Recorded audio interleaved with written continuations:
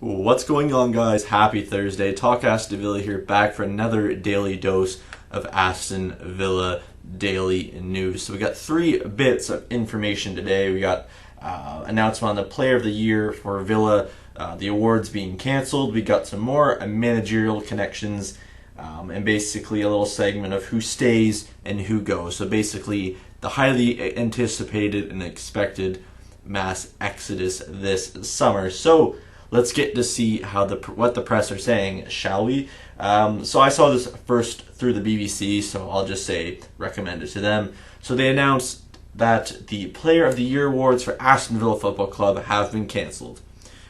Shocker? Not really. I mean, necessarily, why would you want to have them?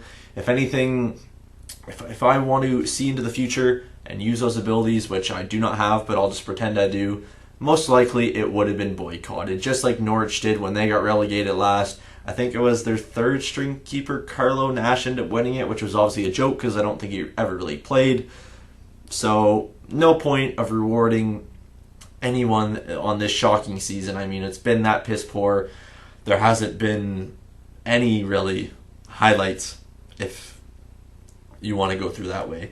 But this is the best part, and I think you guys will love this quote from our club spokesperson saying, to quote, "In the current circumstances, we are very sure our supporters will understand."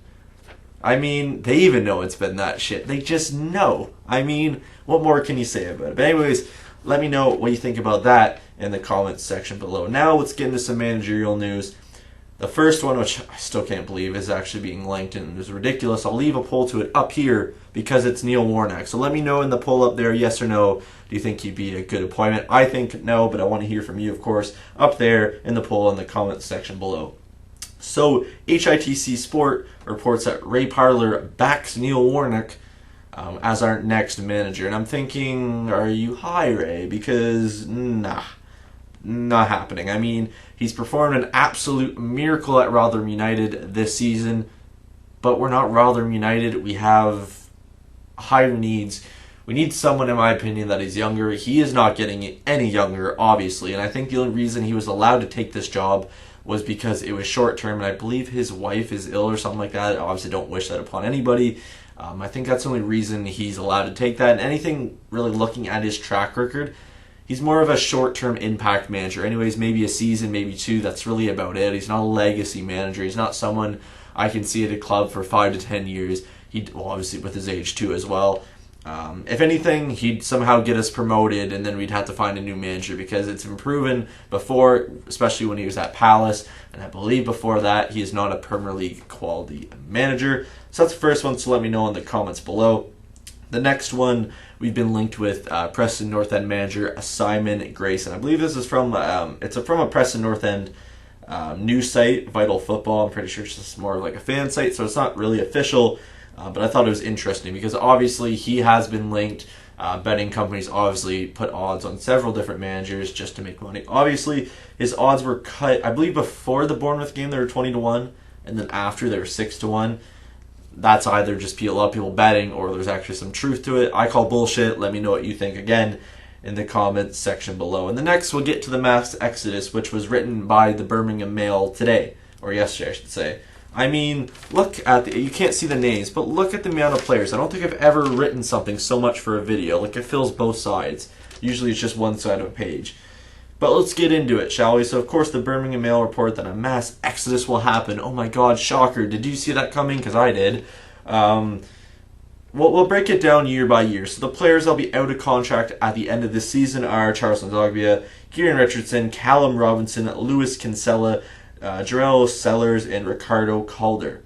Which out of those do you think will stay? Because apparently the Birmingham Mail is saying we'll lose basically all of them. I think they said if we're going to keep 2 of them, it'll be Callum Robinson and Jarrell Sellers. The rest will most likely leave, if not all 6 of them. Players with 1 year left, so of course can play next season under contract. Brad Guzan, Julian Lescott, and Horace Corre. Of course, Guzan will probably go to the States. Lescott has ambitions to play in the States because he's shit, so I'm not saying the MLS is shit, but just get rid of him. And the only reason that Okorie could leave is contract issues, major contract issues, to the point where his representatives and himself, the player, are not happy. It's not looking good, and I think we'll probably lose him. I still think he's a quality defender. I'd love to have him stay. But with the wage drop and I think what he's expecting, unless it's an issue of what his role will be, which, especially in the championship, and his physicality and what would probably work, should be crucial first team player. I have no clue what it is.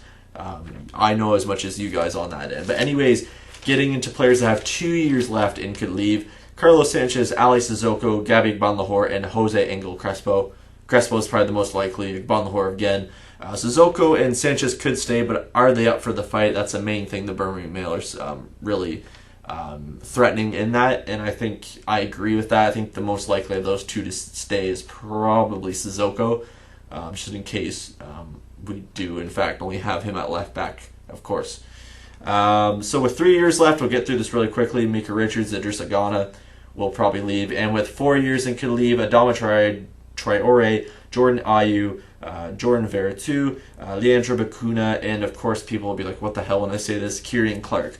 Now it depends on Kieran Clark because of course with the Republic of Ireland he is going to the Euros. He's been playing pretty well for the Republic of Ireland, so you have to think if he puts on a big show, he could get a Premier League move or a move to whatever country, wherever, I'm not saying a bigger club, but you know what I mean. He can move on.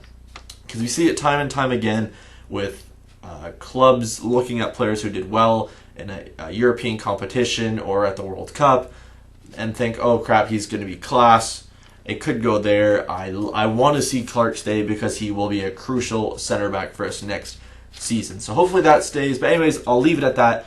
I'll wrap it all up. Let me know what you think about everything here. The awards being canceled, Warnock being linked with us, Simon Grayson being linked with us in the mass exodus of players, of course. Leave the like on this video if I can speak proper English.